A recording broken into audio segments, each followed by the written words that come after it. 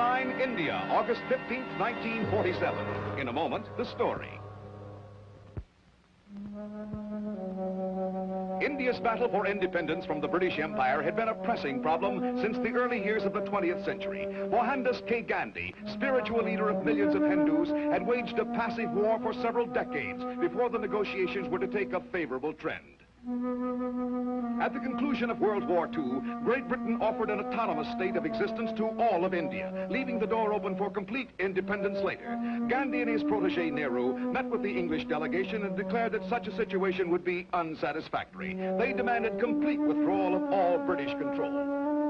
Then on March 14th, 1946, England offered complete independence. The years of unrest could now be brought to a close, but the problems facing such a course were many. The Asian country for centuries had been divided into two major religious groups, the Hindus and the Muslims. Now that complete freedom was within their grasp, the two religious philosophies clashed violently. Muhammad Ali Jinnah, head of the powerful Muslim League, argued for a separate Muslim state of Pakistan.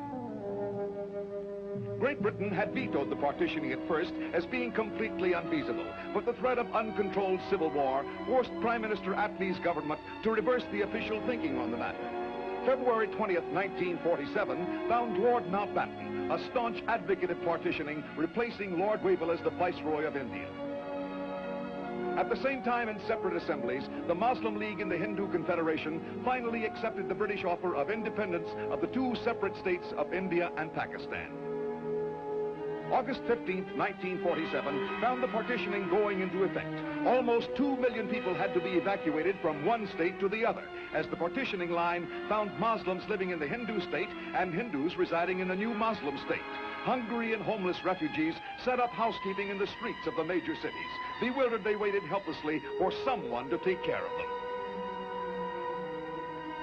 Violence flared up over the partitioning in both India and Pakistan. Traditional, centuries-old hatred between the two major faiths brought to a boil this dissension over the new boundaries and took a toll of countless lives. Although Pakistan had chosen complete independence from Britain, India chose complete sovereignty, with the symbolic retention of the king as a trademark of the free association of the Commonwealth members. The new Indian president, Rajendra Prasad, solemnly took his oath of office. To him and his Prime Minister Nehru now fell the unenvious task of leading their nation through the bramble-strewn path that lay ahead. India had received its long-sought independence, but it knew too well that the problem of retaining its freedom and healing its fierce domestic rifts would prove a larger battle still.